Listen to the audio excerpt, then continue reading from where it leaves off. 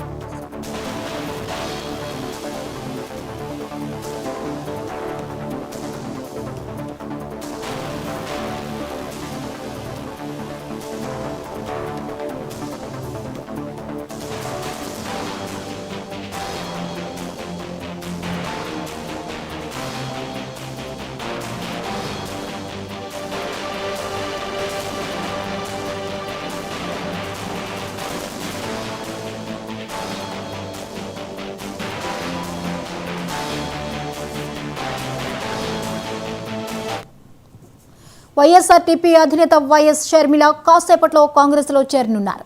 AICC ఆఫీసులో ఖర్గే, రాహుల్ గాంధీ సమక్షంలో షర్మిల తన పార్టీని కాంగ్రెస్లో విలీనం చేయనున్నారు. ఏపీ రాజకీయాల్లో షర్మిల క్రియాశీలకంగా వ్యవహరించనున్నారు. ఏఐసీసీలో షర్మిలకు కీలక పదవి ఇచ్చే అవకాశం ఉన్నట్లు సమాచారం. ఏపీ పీసీసీ చీఫ్గా షర్మిలను నియమించే అవకాశం ఉంది. ఈ అంశంపై మరిన్ని అప్డేట్స్ని మా ప్రతినిధి కిరణ్ అందిస్తారు. కిరణ్, ఈరోజు షర్మిల కాంగ్రెస్ పార్టీలో చేరనున్నట్లుగా తెలుస్తోంది, డీటెయిల్స్ అండి. గుడ్ మార్నింగ్ జ్యోతి. ఏదైతే వైఎస్ఆర్సీపీ అధినేత వైఎస్ షర్మిల ఇప్పటికే ఢిల్లీ చేరుకోవడం జరిగింది. మరి కాసేపట్లో ఏఐసీసీ కేంద్ర కార్యాలయంలో సమావేశం నిర్వహించి పార్టీని కూడా విలీనం చేసే ఛాన్సెస్ స్పష్టంగా కనిపిస్తున్నాయి.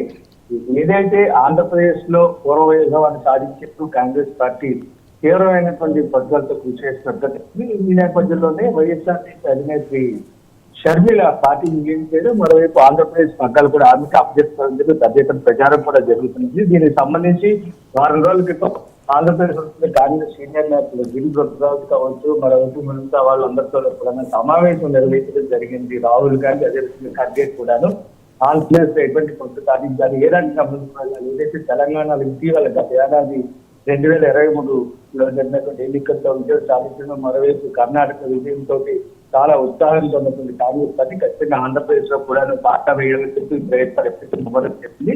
మరోవైపు దేశవ్యాప్తంగా 2024 జూన్ నెలలో జరిగినటువంటి ఆంధ్రప్రదేశ్ తో పాటు బీహార్, హర్యానా, జార్ఖండ్, కర్ణాటక, కేరళ, మహారాష్ట్ర, పంజాబ్, తమిళనాడు, ఉత్తరాఖండ్, ఉత్తరప్రదేశ్, ఢిల్లీకి సంబంధించి ఎన్నికలు కూడా జరిగిన నేపథ్యంలో మొత్తం ఈ 12 రాష్ట్రాల్లో కూడా ఎంతో కొంత పట్టు సాధించాలి, తప్పనిసరిగా ఆంధ్రప్రదేశ్ లో తిరిగి పూర్వవైభవాన్ని సాధించేందుకు తీవ్ర ప్రయత్నాలు చేస్తుంది. ఈ నేపథ్యంలోనే షర్మిల కూడాను కాంగ్రెస్ పార్టీలో విలీనం కావడానికి సమాయత్తం అవడం ఉన్నతంతో ఆమెకు పూర్తి బాధ్యతలు అప్పచెప్పాలా, ముఖ్యంగా ఏఐసీసీ పదవి ఇవ్వాలా లేదంటే ఏపీ పీసీసీ పదవి ఇవ్వాలా అనేది సందిగ్ధంలో ఉంది. అయితే దీనికి సంబంధించి చర్చ కూడా జరిగే అవకాశాలు అయితే స్పష్టంగా కనిపిస్తున్నాయి. మరోవైపు రాహుల్ గాంధీ పర్యటన కూడా విశాఖపట్నంలో ఏదైతే స్టీల్ ప్లాంట్ విశాఖ ఉక్కు కర్మాగారానికి సంబంధించి కేంద్ర ప్రభుత్వం తీసుకున్నటువంటి నిర్ణయాలు ప్రైవేటీకరణ దిశగా అడుగులు వేస్తున్న నేపథ్యంలో ఖచ్చితంగా దీనికి కూడా మద్దతు తెలుపుతూ ఆంధ్రప్రదేశ్ అత్యంత కీలకమైనటువంటి ఈ ఫ్యాక్టరీకి సంబంధించినటువంటి అంశం మీద కూడా రాహుల్ గాంధీ పర్యటించి ఇక్కడ ఉన్నటువంటి కార్మికులకు తన సంఘీభావాన్ని వ్యక్తం చేయడం, మరోవైపు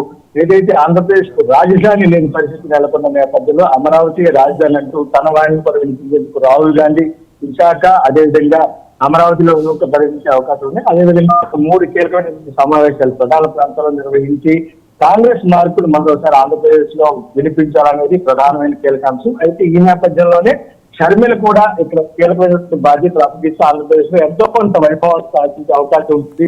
పూర్తి స్థాయిలో పడిపోయినటువంటి ఓటు శాఖను మళ్ళీ తిరిగి అవకాశం ఉంటుందని చెప్పి, మరోవైపు వైఎస్ఆర్ పార్టీలో ఇప్పటికే అసంతృప్తిగా ఉన్నటువంటి కొంతమంది నాయకులు కూడా షర్మిల వైపు మొగ్గు చూపడం, సంస్థలతో కలిసి నడుస్తామని చెప్పి ఇప్పటికీ ఆర్కే కూడా స్పష్టం చేసిన నేపథ్యంలో మరింత బలం పెంచుకునే అవకాశాలు అయితే కనిపిస్తున్నటువంటి ఒక ఆలోచనతోటి కాంగ్రెస్ పార్టీ కేంద్రం ఎక్కువైన నిర్ణయాలు తీసుకునేందుకు స్పష్టంగా తెలుస్తుంది. ముఖ్యంగా రాహుల్ గాంధీ కావచ్చు, ఖర్గే కావచ్చు.